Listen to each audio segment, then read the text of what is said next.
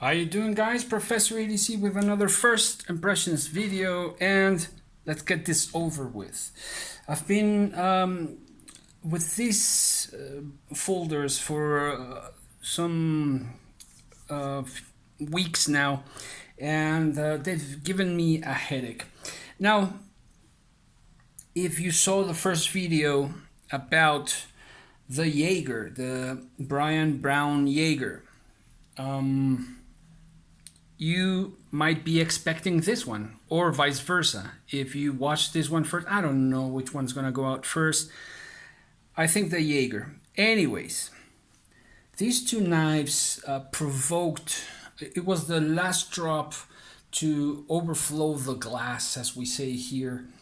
And I had been thinking, because I've been seeing an auto clonation or a self-clonation of knives out there, and that's something that, you know, it just got me thinking. Now again, let's start this first impressions by saying I think this is a good knife.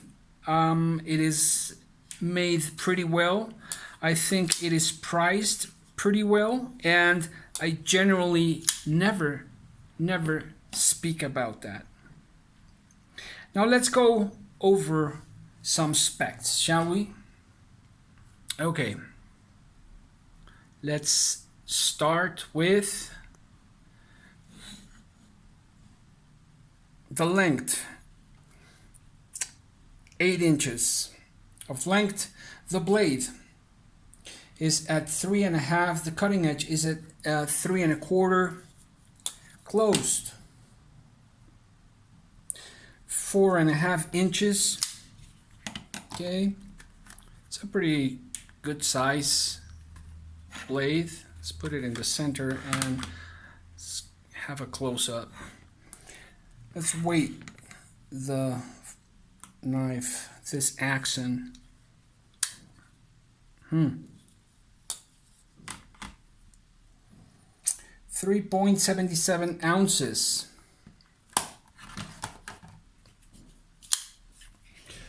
Let's check out the oh no, oh man, it failed on me, the battery.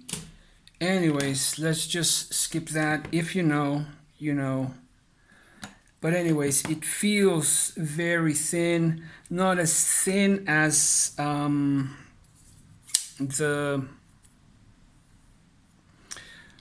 the Jaeger. This was, I think it measured 10 thousandths behind the edge, and this should be around, I don't know, 12 thousandths perhaps. Just taking a wild guess there. But, well, while it's out, let's make a comparison of size, shall we? So as you can see, the Vero engineering Axon is quite half an inch larger than its counterpart. Let's have a look at the thickness, overall thickness. There you have it. Right. How does it carry? Well, pretty good. Really like the shape of this clip and just how it rides. Really. This must be from the from newer productions, from newer generations, more recent generations, because of the shape of the clip. Full, almost full spacer, back spacer. It's M390 if I'm right. I think it's M390.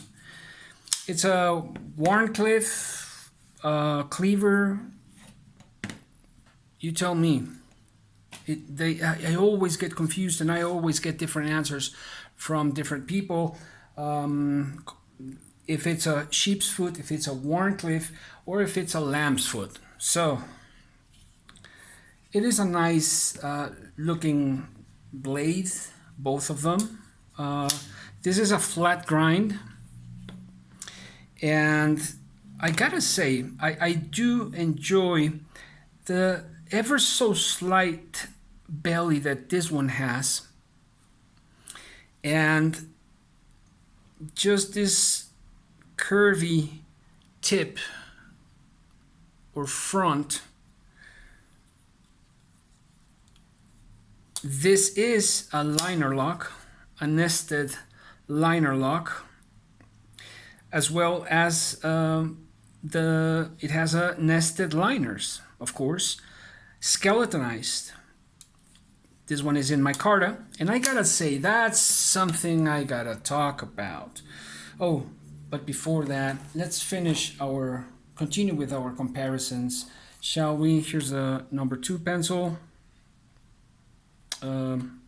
US quarter, and the Sharpie. There you go.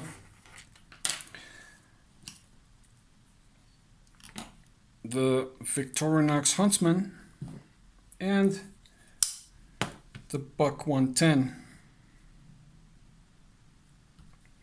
Let's scoot back a bit so it'll go into the picture. There we go. So as you can see, it's if you consider the Buck 110 a full-size knife, then this is a bit in the mid-size. I think a bit bigger than the mid-size. Let's go with the rats. Rat 2, the rat 1. There we go. Let's have a look at that view, that upper view,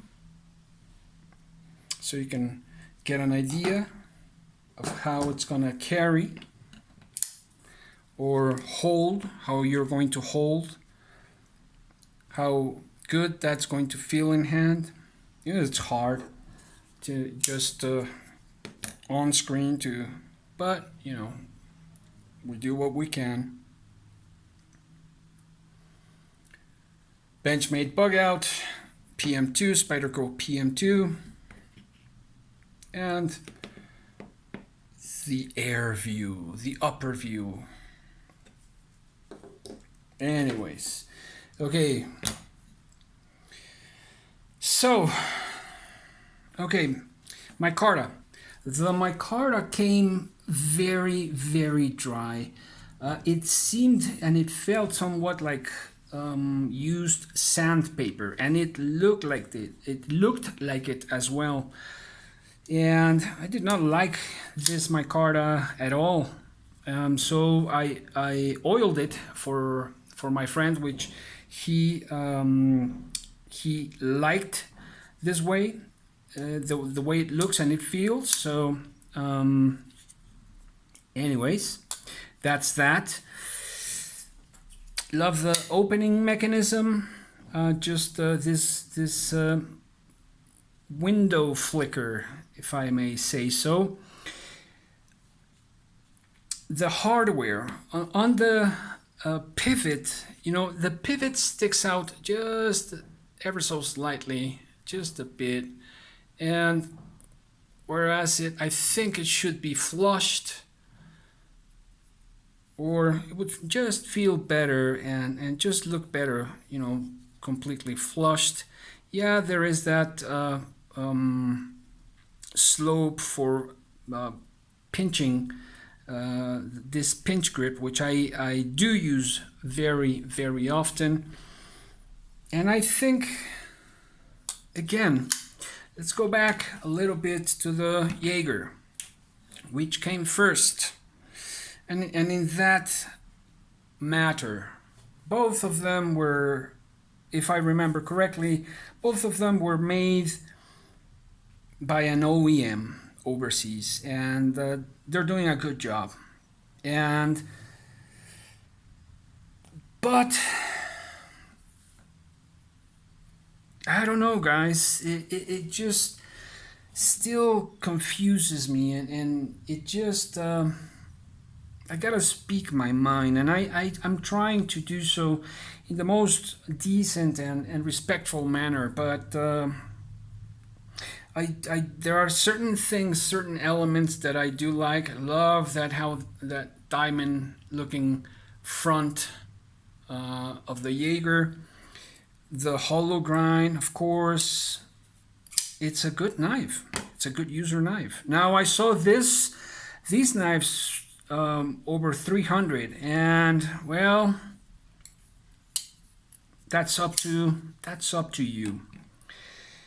And these around 220, I think, was the last price I checked.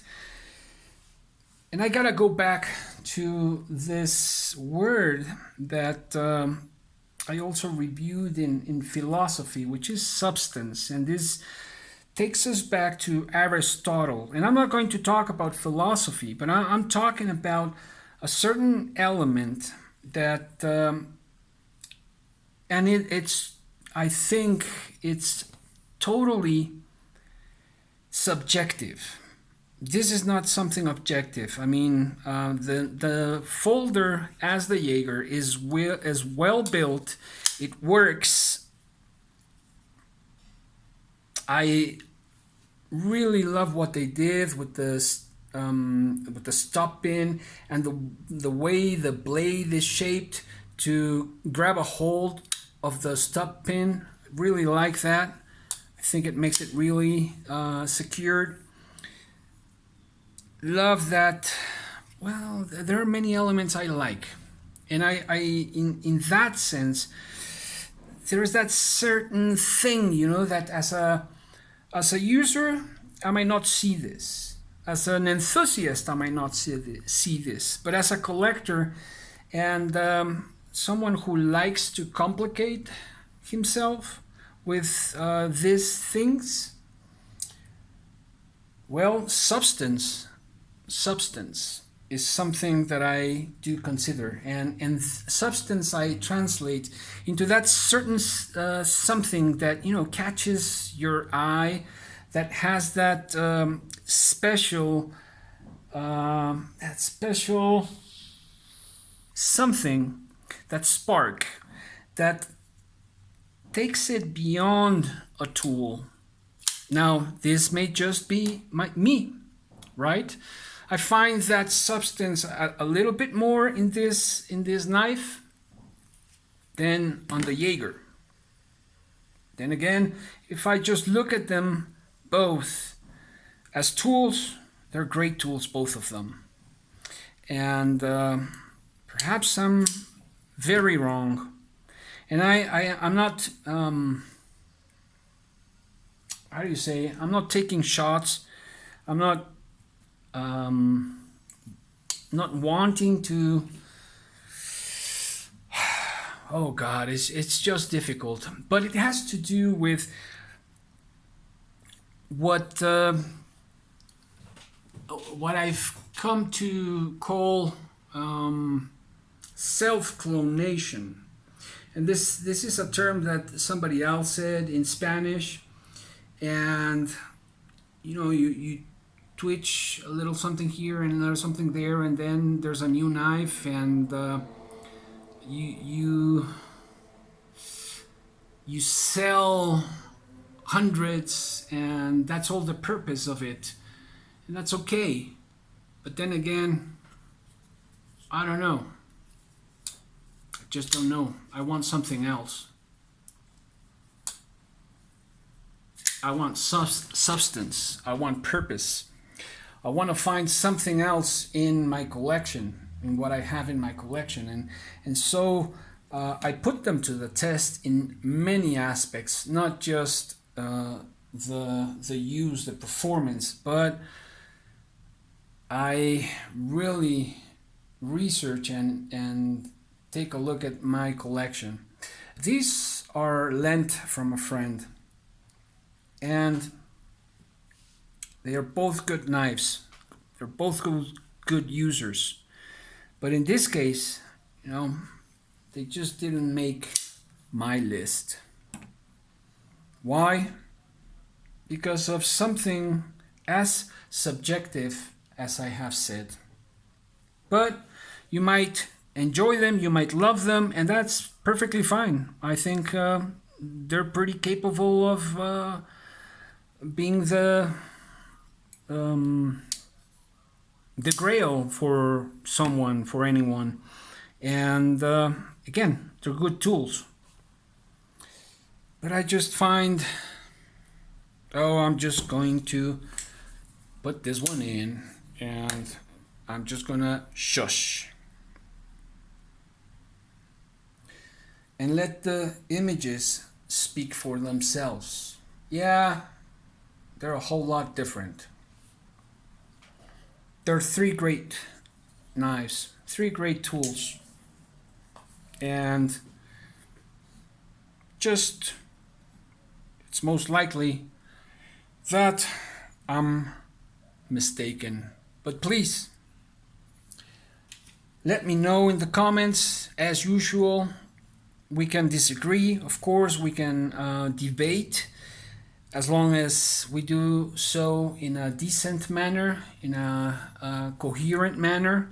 Otherwise, I'm just not going to even bother and just erase and block the comment. Okay? So, that's it for the Axon. Hope you guys enjoyed it. Professor EDC out.